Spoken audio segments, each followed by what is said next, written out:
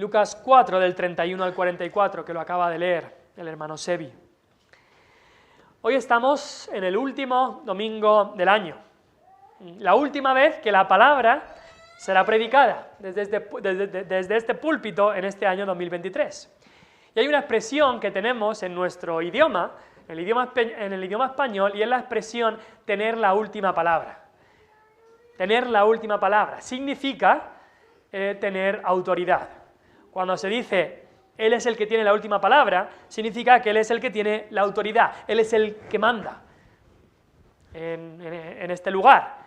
Ahora, Jesús tiene la última palabra. En este último domingo del año vamos a ver que Jesús tiene la última palabra, Él tiene la autoridad total. Tiene la autoridad total en este mundo, en el cielo y en la tierra y en las vidas de cada persona. Y cuánto más en las vidas de sus hijos.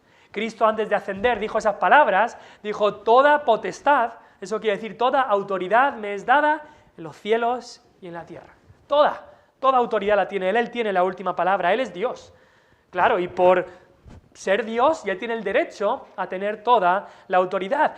Pero la Biblia también nos dice que Jesús como Salvador, como mediador, ha recibido la autoridad de su Padre. Por eso dijo, toda autoridad, toda potestad me es dada. Dios, el Dios Trino, ha dado toda la autoridad a Jesucristo y esta autoridad se vio reflejada en su vida de perfección, se vio reflejada en su muerte que venció al diablo y le hizo esa estocada final, pero se vio reflejada también en sus palabras. Las palabras de Cristo eran con toda autoridad. Y en el pasaje que hemos leído hoy, no sé si te has fijado, pero se nombra esto. En el versículo 32 nos dice que Jesús estaba predicando y dice, y se admiraban de su doctrina porque su palabra era con autoridad. Con autoridad. Y no solo eso, sino unos versículos después, en el versículo 36 decían, ¿qué palabra es esta que con autoridad y poder manda? Él podía mandar con toda autoridad. Ahora vivimos en unos tiempos en el que la autoridad está siendo rechazada y siempre hay resistencia a la autoridad. No tienes que ir muy lejos, vas quizá a un supermercado y ves a unos padres con los niños pequeños y a veces ves que no hay ninguna autoridad, padres que han perdido totalmente su autoridad con sus hijos, no hay autoridad. Tienes también que quizá entrar en un instituto y ver una clase con el profesor ahí y verás que en ciertas clases hay profesores que han perdido completamente la autoridad. Padres y profesores sin autoridad. Ahora, es verdad que en muchas ocasiones ha habido abuso de autoridad. Gente que ha abusado de su posición de autoridad y entonces lo que muchos han ido es ir al otro extremo, como suele pasar. Vamos de un extremo al otro extremo. Entonces muchos dicen, como hay gente que ha abusado de autoridad, no queremos autoridad ninguna. Y la misma palabra autoridad a muchos les parece algo dictatorial, a muchos les parece una palabra pasada de moda, y términos como insumiso, insumisa, rebelde, están de moda. Ahora, teniendo esto en cuenta, por otro lado, aunque esto ocurra, el hombre en lo más profundo de su ser tiene un deseo de seguir una autoridad. Tiene y sigue buscando el hombre una autoridad firme a la cual seguir. Por eso hay ciertos grupos y ciertas iglesias, como quizá la Iglesia Católica Romana, que siguen teniendo éxito ya que apelan finalmente a una autoridad férrea, a la Santa Madre Iglesia, que a través de la tradición te dice lo que tienes que hacer. Una autoridad firme o férrea, y lo que diga la Santa Madre Iglesia, eso es lo que tenemos que hacer. Y encontramos en la Iglesia Católica que tanto gente pues sin mucho estudio como gente muy intelectual dicen, yo voy a hacer lo que la Iglesia me diga que haga. Si la Santa Madre Iglesia lo dice, yo lo hago. Eso en la Iglesia de Roma lo encontramos. Encontramos también algunas iglesias pentecostales que también han tenido éxito por esto mismo, por una pretensión de autoridad. Se levanta un hombre o a veces una mujer, llamado profeta, profetisa, apóstol o apóstola, y empieza a decir, Yo os digo, yo decreto, yo proclamo que tenéis que hacer esto, tenéis que hacer lo otro, tenéis que hacer tal o hay que hacer lo otro. Y la gente los sigue. ¿Por qué? Porque en el fondo del corazón hay una búsqueda de una palabra con autoridad. Y claro, el problema es cuando esa palabra con autoridad es palabra de hombre y no es palabra de Dios. El predicador y doctor londinense Martin Lloyd-Jones dijo el siglo pasado, analizando la situación que vivía la Iglesia de Cristo, dijo: no hay duda de que las cosas están como están en la Iglesia cristiana en todo el mundo porque hemos perdido nuestra autoridad. Hemos perdido nuestra autoridad. ¿Cómo comenzó? Pues se comenzó a dudar de ciertas partes de la Biblia. Y con ello se minó, se comenzó a minar la autoridad de Dios, se comenzó a describir a Dios como un Dios solamente amoroso, pero un Dios sin autoridad. Se ha comenzado a decir también de que tú no puedes hacer afirmaciones autoritativas en cuanto a la Biblia. Uno lo ve de una manera, otro lo ve de otra. Que no podemos hacer afirmaciones de autoridad en cuanto a la palabra de Dios porque cada uno tiene su propia verdad. Y quiero preguntarte en este día, ¿dónde está tu autoridad? ¿Dónde está nuestra autoridad como iglesia? Quizá te lo puedo preguntar de una manera un poco más cercana. ¿A quién escuchas? ¿A quién tú de verdad escuchas lo que te va a decir? ¿A quién obedeces? Si quieres respuestas sobre preguntas que te surgen, ¿a dónde vas? ¿Quién es tu autoridad? ¿Es nuestra autoridad lo que diga el pastor? Lo que diga el pastor y yo hago lo que me diga el pastor y ya está. Hay muchos que hacen eso. ¿Es nuestra autoridad lo que hayan dicho los papas y los obispos y la Santa Madre Iglesia a lo largo de los siglos? ¿O es la respuesta a esto, como algunos han dicho, pues que no haya ninguna autoridad?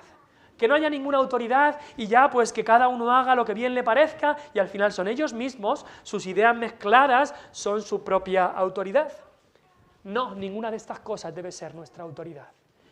La autoridad firme, incambiable, la autoridad inmutable, la autoridad firme, la autoridad poderosa, la autoridad sabia, debe ser siempre nuestro Dios. Nuestro Dios trino, nuestro Dios en tres personas. El Padre es la autoridad, el Hijo es el que nos revela al Padre y Él es la autoridad, y el Espíritu Santo que nos ha dado su palabra. Esta palabra debe ser nuestra autoridad. En el corazón humano hay un deseo de seguir una autoridad y Dios nos ha dado su autoridad. Cristo vino con autoridad, su palabra era con autoridad y aquí tenemos la Biblia, que es nuestra autoridad. En este pasaje del Evangelio de Lucas vemos cómo las palabras de Cristo tienen toda autoridad sobre demonios, sobre enfermedades, sobre multitudes, incluso sobre las opiniones humanas. Las palabras de Cristo tienen toda autoridad. Hoy vamos a ver el tema de la predicación, el título es la autoridad absoluta de la palabra de Cristo. Autoridad absoluta. El hombre tiene un deseo, una búsqueda de seguir una autoridad. Y por eso, para tu vida y para tu eternidad, debes confiar totalmente en la autoridad absoluta de la palabra de Cristo. Voy a repetir eso. El hombre, como una criatura creada, necesita una autoridad. Pero la única autoridad que debes seguir para tu vida y para tu eternidad es confiar totalmente en la autoridad absoluta de la palabra de Cristo. Ahora, ¿qué es autoridad? Pues el diccionario define autoridad como ese derecho de mandar a aquellos que están subordinados bajo tu autoridad. Cristo es el Hijo de Dios. Cristo es el Creador, el Rey de Reyes, Señor de Señores, y Él tiene todo el derecho de que su palabra sea la autoridad absoluta. Pero autoridad también significa, en el diccionario, otro de los significados es, la autoridad es ese crédito que se le da a una persona que conoce perfectamente un tema. Quizá tú, si tienes un tema en particular, sabes a quién ir, porque esa persona es una autoridad en la materia. Si yo tengo una duda sobre cómo conducir un camión, pues sé a quién ir en la iglesia, que me va a decir cómo conducir un camión. Si tengo una duda sobre los olivos, sé a quién tengo que ir, porque es una autoridad en este tema o en el otro tema. Y Cristo es la autoridad en cuanto a los temas realmente importantes de la vida. Cuando Jesús hablaba sobre la vida Él es la autoridad porque Él creó nuestra vida, Él sostiene nuestra vida, Él vino a darnos vida eterna, Él es la vida. Cuando Cristo hablaba sobre Dios, Él es la autoridad porque Él mismo es Dios, Él estaba siempre con Dios, Él nos revela a Dios, Él es Dios encarnado. Incluso cuando Cristo hablaba sobre el pecado, Él es la autoridad, porque Él no ha sido contaminado por el pecado y puede ver el pecado tal como es. Y más, se hizo pecado por nosotros. Cuando Él hablaba sobre la salvación de tu alma, Él es la autoridad sobre ese tema, sobre la materia, porque Él es el Salvador del mundo. Él vino a este mundo a buscar y a salvar lo que se había perdido. Y Él acabó esa obra de salvación pagando con su propia sangre. Cristo es la autoridad, su palabra es la autoridad absoluta, debe serlo. Cuando vino a este mundo, leemos ahí que la gente le escuchaba y decía, es que habla con toda autoridad. Los judíos de ese tiempo habían escuchado a los escribas predicarles. Y los escribas lo que predicaban eran historietas, contaban alguna fábula, contaban las palabras de algún otro rabino, eso es lo que contaban. Los escribas no venían como los profetas de la antigüedad diciendo, así dice el Señor. Simplemente se limitaban a contar algunas historias, fábulas, alegorías o las palabras de otro rabino. Por eso no tenían autoridad ninguna. Pero cuando vino Cristo diciendo, yo os digo, yo soy el enviado de Dios, palabras de autoridad, se dieron cuenta de que aquí había uno que hablaba con total autoridad. Esto era la autoridad absoluta que Él tenía. Así que hoy queremos ver eso, la autoridad absoluta de Cristo, de su palabra. Ahora, este texto es curioso porque nos habla de un día en la vida de Cristo.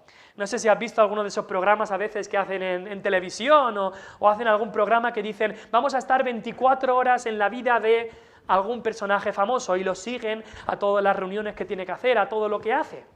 Pues en estos versículos que leemos aquí vemos un día, 24 horas en la vida de Cristo. Nos describen cómo es la vida, el día a día de la vida del Mesías, de Jesús de Nazaret.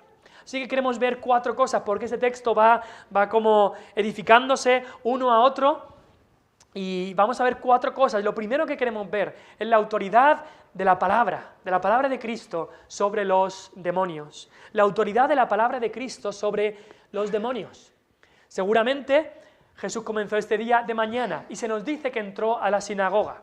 Lo vimos ya hace unas semanas, como Él era su costumbre ir a las sinagogas, a estos edificios donde se predicaba la palabra, donde se leía la palabra, era su costumbre ir. Y Cristo fue y nos dice que enseñaba en las sinagogas. Así que nos podemos imaginar Cristo enseñando, seguramente sentado, abriendo la ley del Antiguo Testamento, abriendo el Antiguo Testamento y enseñando. Y la gente estaba asombrada. La gente no había escuchado una cosa parecida. Todos asombrados, quizá todos en silencio, Cristo enseñando. Y de repente algo ocurre. De repente un hombre empieza a gritar como loco y le dice a Cristo, lo leemos ahí en el versículo 34, déjanos, ¿qué tienes con nosotros, Jesús Nazareno? ¿Has venido para destruirnos? Yo te conozco quién eres el Santo de Dios. Y nos dice que exclamó esto a gran voz, era una voz de terror, era una voz fuerte. Todo el mundo se asustaría al escuchar esto. Pero ¿qué es lo que le pasaba a este hombre? ¿Por qué gritaba así? Pues el texto nos lo dice. Versículo 33 nos dice que tenía un espíritu de demonio inmundo. Era un hombre poseído. Era un hombre endemoniado. Ahora, ¿quiénes son los demonios? Tenemos que dar un paso atrás y preguntarnos, ¿quiénes son los demonios? ¿Cómo es que este hombre tenía un demonio? ¿Cómo es que este hombre estaba endemoniado? Pues los demonios son ángeles caídos que siguieron a Satanás en su rebelión. Cuando Satanás se rebeló contra Dios, muchos ángeles abandonaron su morada, se rebelaron también contra Dios y siguieron a Satanás. Y entonces esos son los demonios. Satanás también era un ángel poderoso y cayó y muchos le siguieron. Quizá, nos dice la palabra, quizá una tercera parte de los ángeles, de todos los millares y millones de ángeles, una tercera parte siguió a Satanás.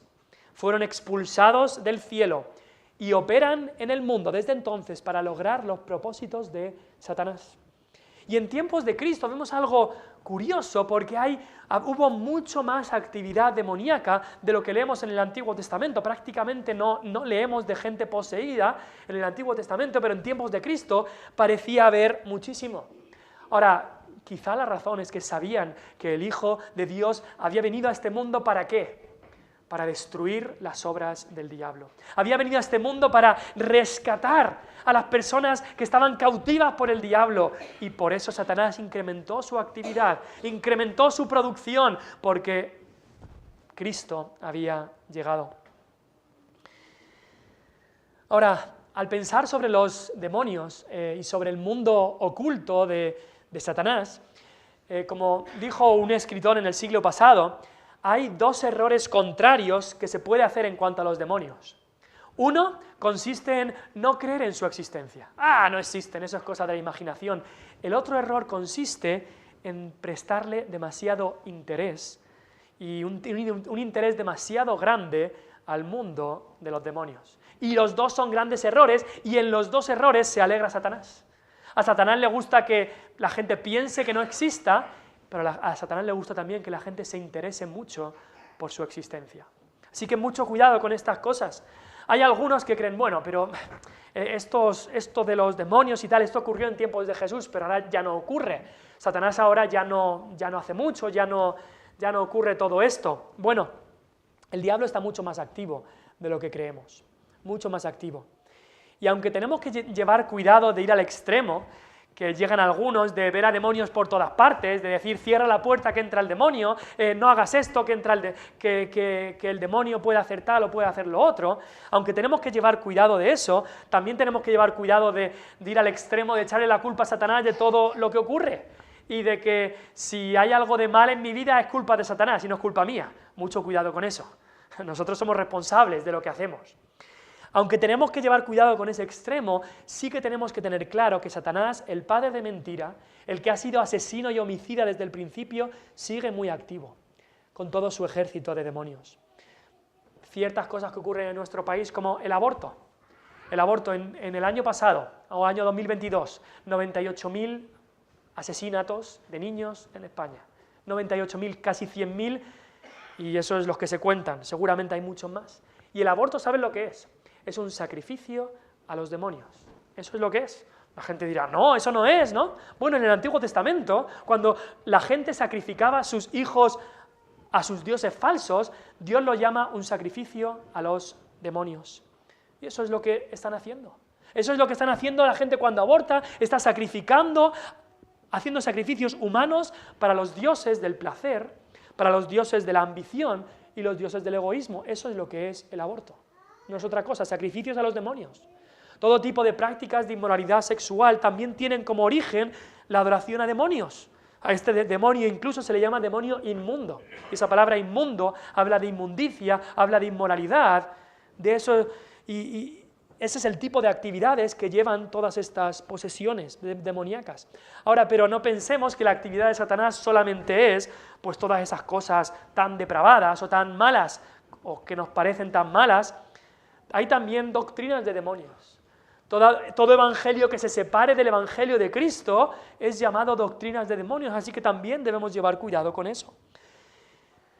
Es más, toda persona que no es hijo de Dios, toda persona que no ha recibido a Cristo como Salvador, como los fariseos en el tiempo de Cristo, Cristo les dijo, vosotros sois hijos de vuestro padre el diablo, y las obras de vuestro padre queréis hacer. Vale, quizá no estaban poseídos por un demonio, pero estaban haciendo las obras de Satanás, aún sin estar poseídos, estaban haciendo las obras del diablo.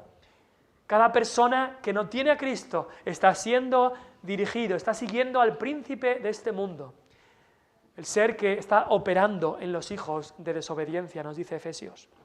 Primera de Juan 3:8 dice algo muy claro, el que practica el pecado es del diablo, porque el diablo peca desde el principio.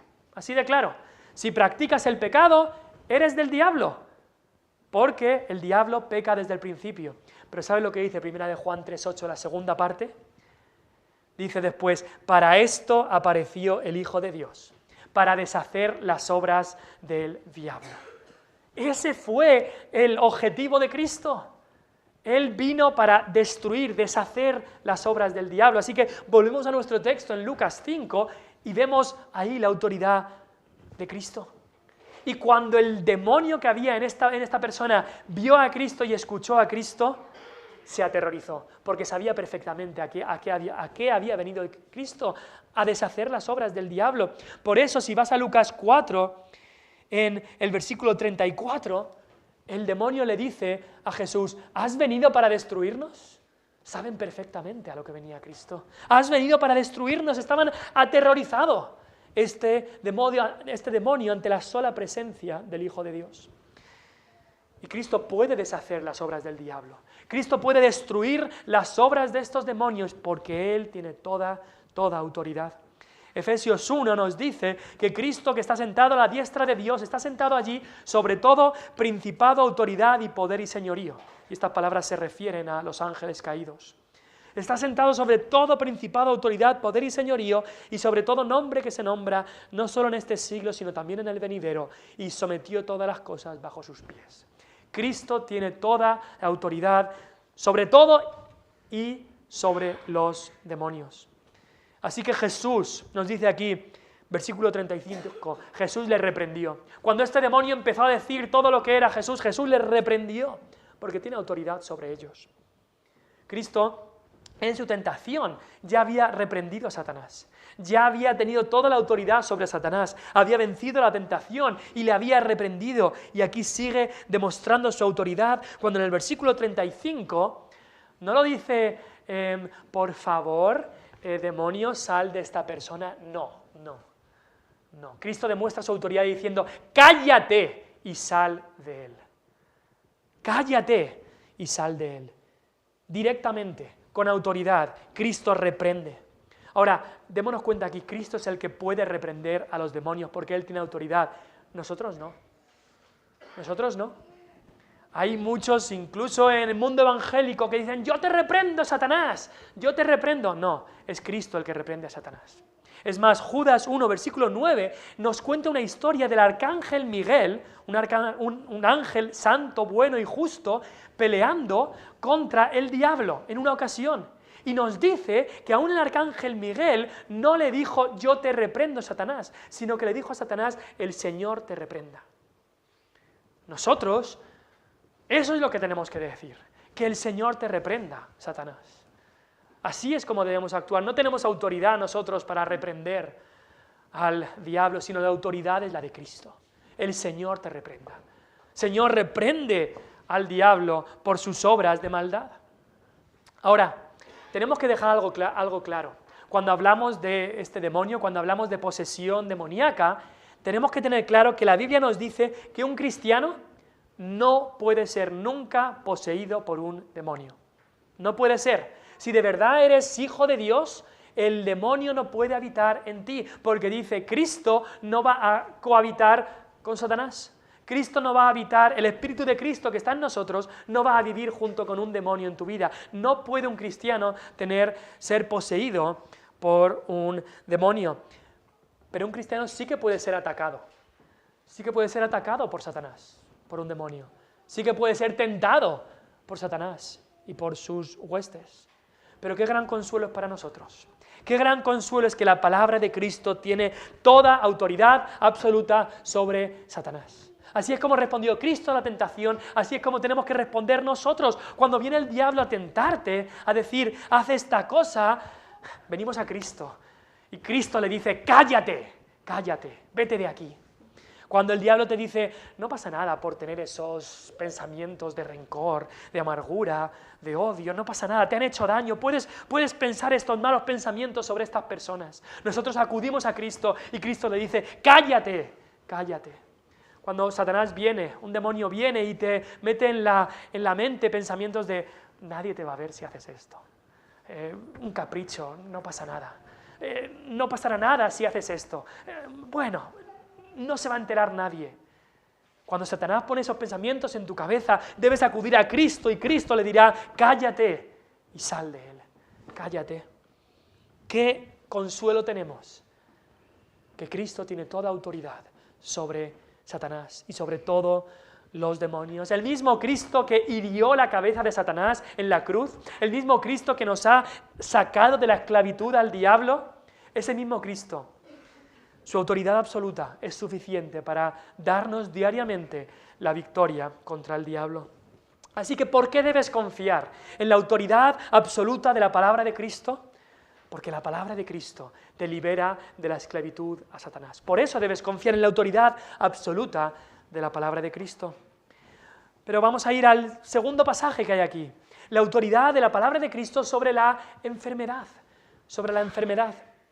Quizá en la sinagoga había sido en la mañana, pero Cristo acaba en la sinagoga y llega el mediodía, quizá ya era la hora de comer, así que se nos dice que Jesús sale y entra en casa de Simón. Simón, que después fue llamado Pedro. Era un tiempo antes de que fueran elegidos como apóstoles, pero estaban ya siguiendo a Jesús algunos hombres.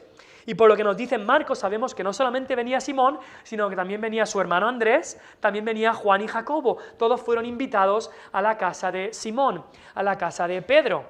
Ahora, no sé cómo ocurriría, quizá a Pedro le ocurre lo que le ocurre a algunos hombres, que somos muy fáciles en invitar a la gente a casa. Ah, sí, venid todos a casa.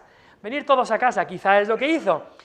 Sí, entrad todos. Y vino Cristo, vino Juan, vino Jacobo, vino Andrés, llegaron todos. Y claro, al llegar a casa había un problema, porque se nos dice ahí que la suegra de Pedro estaba enferma. No sabemos la historia, quizá la mujer de Pedro cuando vio a todos los que había invitado le miró como, hoy no era el día, hoy está mi madre enferma, hoy ¿qué vamos a hacer? Pero bueno, ahí entraron todos. Y lo primero que le dijeron a Cristo era en cuanto a ese problema que tenían en la casa. La suegra de Pedro estaba enferma. Y no nos dice la causa de la fiebre, tenía una gran fiebre, dice, pero tendría una alta temperatura. Estamos en época ahora también de que hay mucha gente con fiebre, con gripe y demás. Ahora, por cierto, paréntesis aquí, al pensar en esto, Simón Pedro tenía una suegra, así que significa que Pedro estaba casado. La Iglesia Católica Romana enseña que Pedro fue el primer papa. No tiene ninguna base para decir eso. Y enseña también que los papas, obispos y sacerdotes no se deben casar. Pues qué contradicción que su primer papa, Pedro, supuestamente, su primer papa, la Biblia nos dice que estuviera casado. Las grandes contradicciones que enseña la Iglesia Católica Romana. Pero llegamos aquí y tienen este problema. La suegra de Pedro está enferma y se lo dicen directamente a Jesús. Y nos dice el versículo 39, que Jesús reprendió a la fiebre. Otra vez vemos su autoridad, la autoridad de su palabra. Él, igual que puede reprender a las olas en el mar, igual que puede reprender a un demonio en la sinagoga, puede reprender a la enfermedad. ¡Guau! Esa es la autoridad que tiene Cristo. Nosotros no podemos hacer nada con la enfermedad, más que nada tomarnos algo o tomarnos lo otro, a ver si mejoramos. Pero Cristo es el que puede reprender y parar de una la enfermedad. Tenemos que saber que la enfermedad que nosotros tengamos no puede avanzar ni un poquito. Los virus que puedan entrar en nuestro cuerpo no pueden reproducirse ni en uno más sin la autorización expresa de Cristo. Todo lo que ocurre en cuanto a nuestro cuerpo está permitido por Jesús, por Dios. Y cuando Él quiera, dice la palabra y la enfermedad se va. Así es la autoridad de Cristo. Y si la enfermedad no se va, es porque Él lo ha querido así. Es porque Él en su voluntad tiene algo que hacer con nosotros. Él en su voluntad lo permite para su propia gloria. Pero en el momento que Él quiera decir hasta aquí, la enfermedad no puede hacer nada porque la enfermedad está bajo su autoridad. Ahora, algo precioso que encontramos aquí es que la autoridad absoluta de Cristo está mezclada con compasión y ternura. Y eso es algo que no solemos encontrar. Cuando en nuestro mundo encontramos a alguien con gran autoridad, vemos que no está mezclado con compasión y ternura. Pero Cristo mezclaba las dos. Gran autoridad, autoridad absoluta, y una ternura, un amor, una compasión, que nos quedamos con la boca abierta. Su autoridad no es orgullosa, no es dictatorial, sino es una autoridad que se preocupa por los necesitados, por los débiles, por los ancianos, incluso por la suegra de Pedro. Mira lo que dice el versículo 39. Jesús inclinándose hacia ella. Él estaba inclinándose hacia ella. ¿Te das cuenta de esa ternura de Cristo? Él podría haber dicho la palabra estando de pie y ella ahí tumbada. Él podría haber dicho, sánate de tu fiebre y ya está. Pero Jesús se acerca. La suegra de Pedro estaría acostada en la cama, Jesús no se queda de pie, Él se inclina para estar cerca de ella. ¿No es eso lo que hizo en su encarnación? Él bajó del cielo para estar al mismo nivel que nosotros, pero sin pecado. Y lo mismo hace aquí, Él se inclina, se agacha para estar al lado, a la altura de la suegra de Pedro. ¡Wow! En otros pasajes paralelos de Mateo y Marcos también nos dice que al sanarla, la tomó de la mano. La tomó de la mano a esta mujer. Este es el mismo Jesús. Este es el mismo Jesús que es Dios de dioses, que es Señor de señores, que nos dice la Biblia que en Dios hay una majestad terrible. Es el mismo Jesús que en su venida vendrá con fuego. Él es el juez de vivos y muertos, pero es un Señor y un Salvador de amor y compasión. Este es el mismo Jesús que hace unas horas solamente antes le había dicho al demonio, ¡cállate! Y sal de aquí. Pero en este caso actúa con ternura. En este caso actúa con delicadeza. Qué misericordioso es nuestro Jesús. Qué misericordioso es nuestro Salvador. Como dijo el salmista, y se inclinó a mí. Jesús se inclina aquí a hablar y a sanar a la suegra de Pedro, y el salmista en el Salmo 40 dice, y Él se inclinó a mí y oyó mi clamor y me hizo sacar del pozo de la desesperación. Puso en mi boca cántico nuevo, alabanza a nuestro Dios. Ese es nuestro Dios, ese es nuestro Salvador, gran autoridad absoluta, pero una compasión, una ternura que nos llena los ojos de lágrimas. Me toma de la mano y me levanta, así levantó a la suegra de Pedro. Y qué ejemplo para nosotros, qué ejemplo también para nosotros, cómo nosotros debemos mostrar autoridad en el rango en el que Dios nos haya puesto autoridad. Si eres padre o madre, tienes autoridad sobre tus hijos. Dios ha puesto autoridad. Incluso ya aquellos que son ancianos tienen autoridad, algún tipo de autoridad e influencia sobre los que son más jóvenes. ¿Y qué ejemplo de cómo mostrar esa autoridad?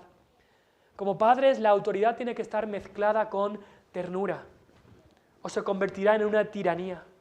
No se hacen las cosas porque lo diga yo y ya está, sino la autoridad tiene que estar mezclada con ternura, con amor, con compasión. La autoridad paternal no consiste en gritar más que tus hijos, no consiste en dar golpes sobre la mesa para que se haga lo que tú dices.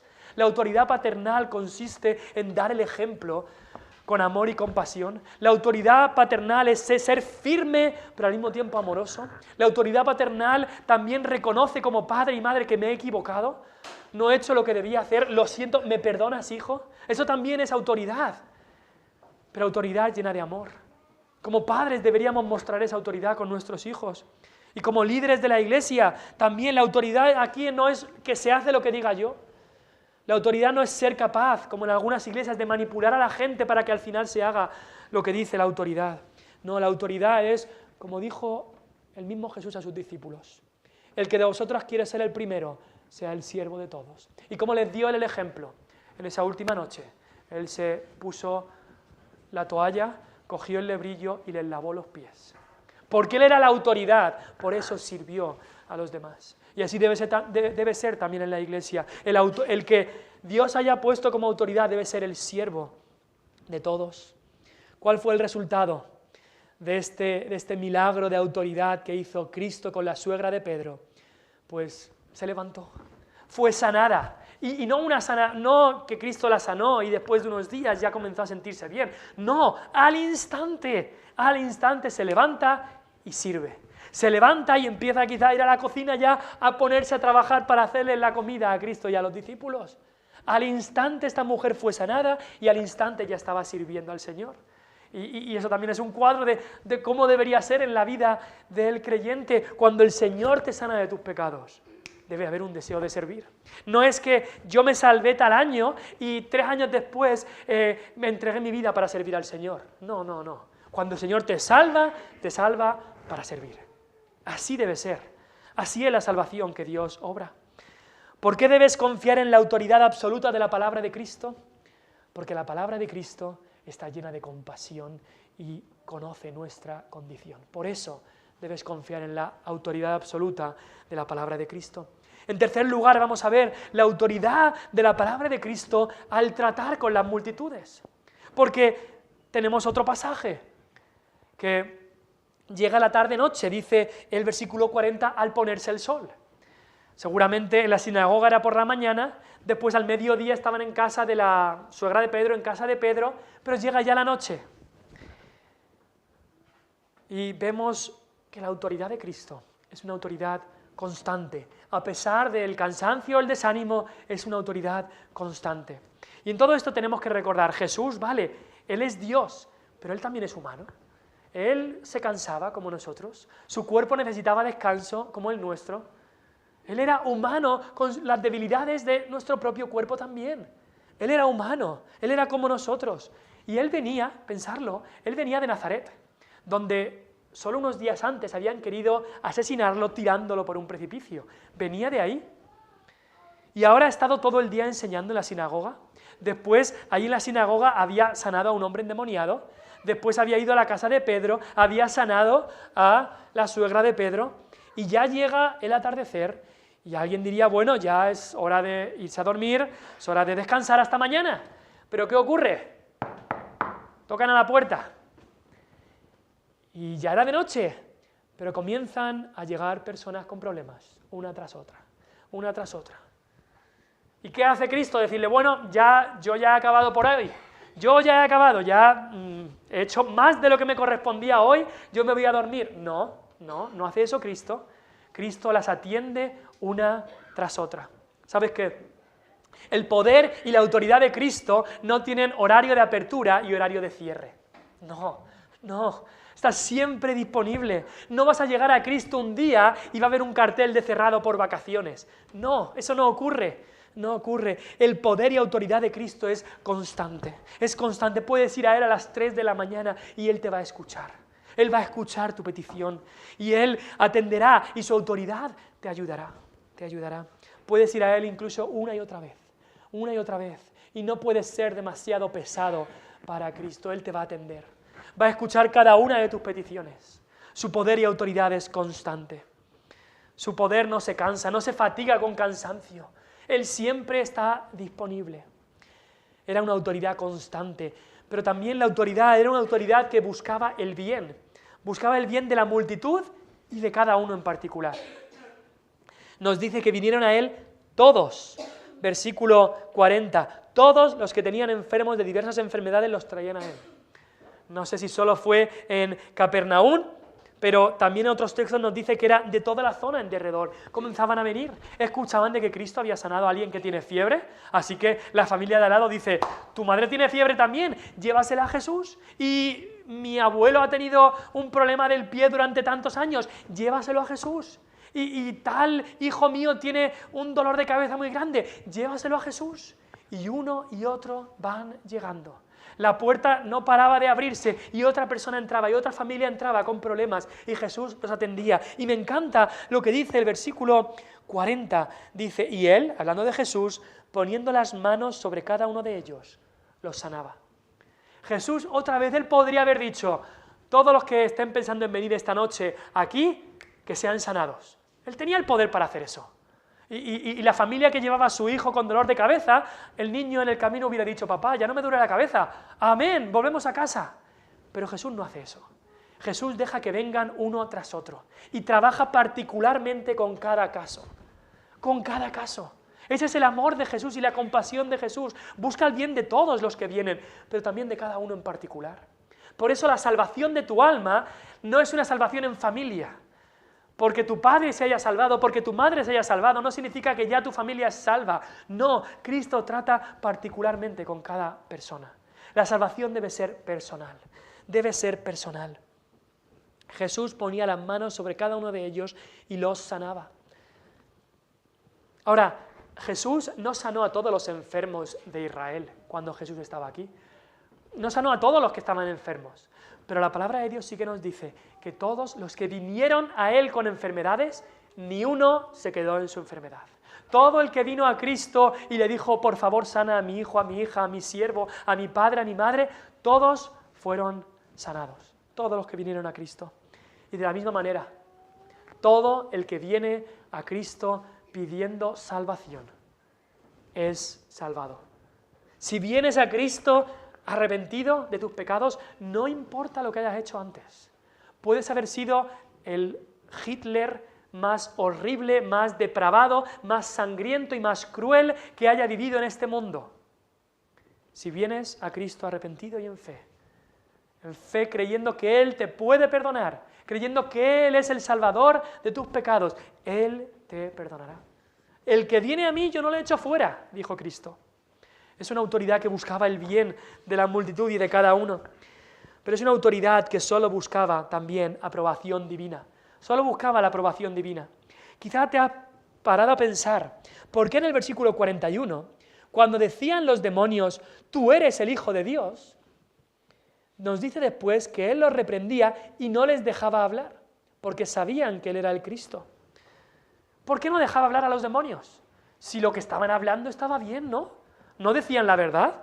Ahí dice uno, tú eres el Hijo de Dios. Y en el versículo 34 incluso dicen, yo te conozco quién eres, el Santo de Dios. Están diciendo verdades, ¿no? No han dicho nada que sea incorrecto. Estaban dando testimonio de quién era Jesús, porque ellos le conocían bien. Ellos sabían quién era esta persona. Pero las palabras correctas estaban saliendo de la boca equivocada. Y eso solo podía causar confusión.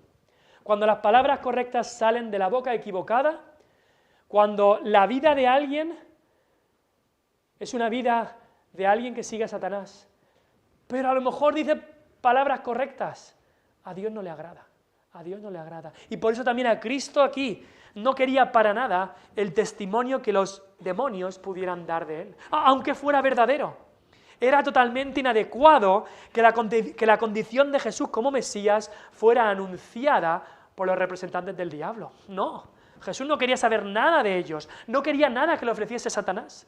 En la tentación ya Satanás le había ofrecido los reinos de este mundo y Jesús no los quería.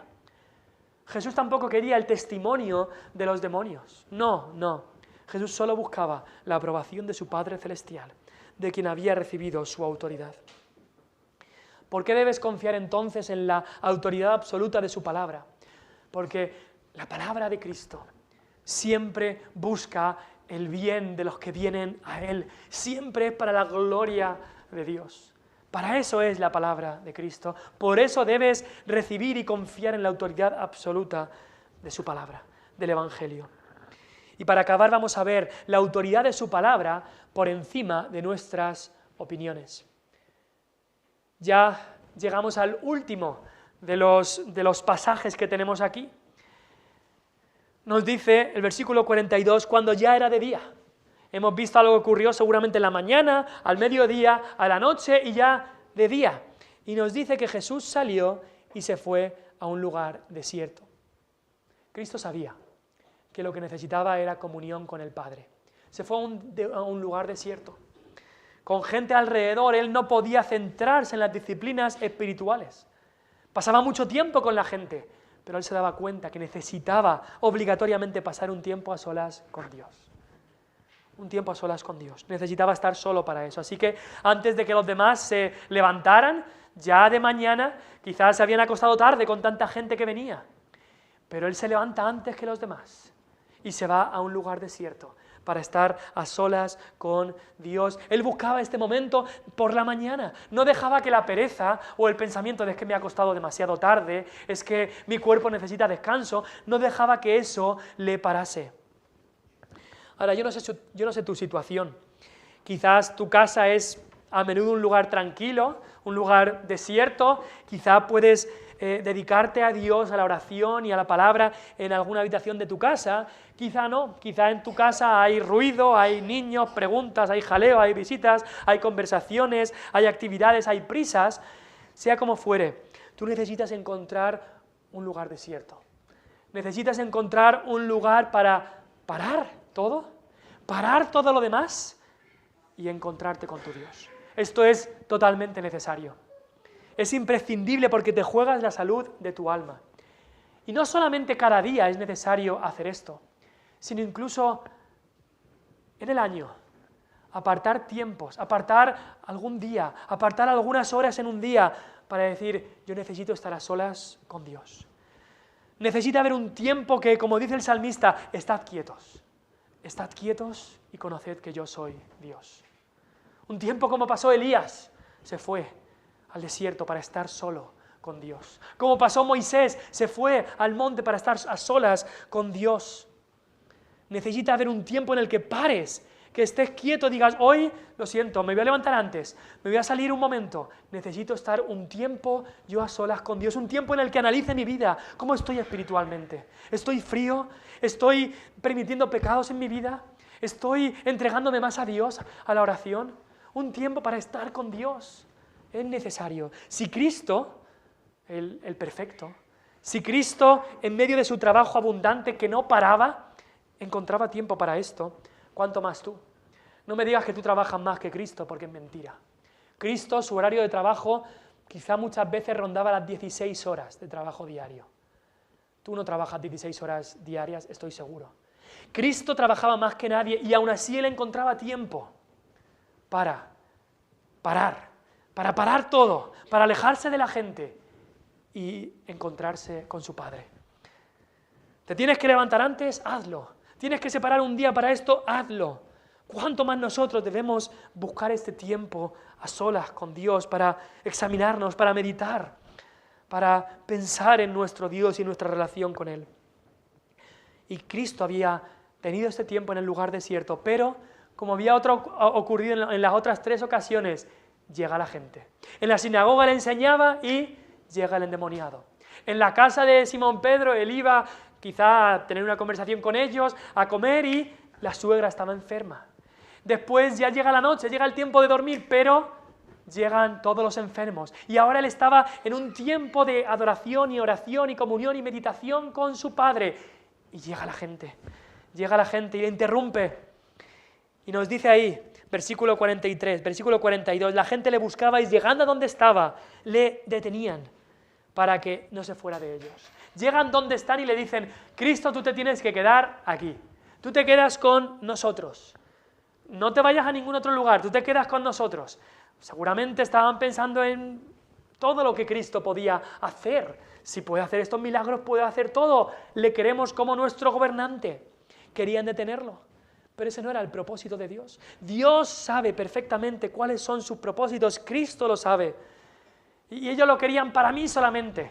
Y vale, es verdad, puedes decir Cristo es mío, Cristo es mi Salvador, Cristo es mío, pero nunca puedes decir Cristo es solo mío. Porque Cristo murió por un pueblo, Cristo murió por su iglesia, vino a dar su vida por sus elegidos, por su pueblo. Cristo es nuestro, es Padre nuestro que estás en los cielos, que oramos. Cristo no había venido para ser posesión exclusiva de nadie. Tampoco Cristo había venido principalmente para hacer señales. Me gustan las palabras de Cristo, al final les dice, para esto he sido enviado. Y no dice que había sido enviado para hacer señales.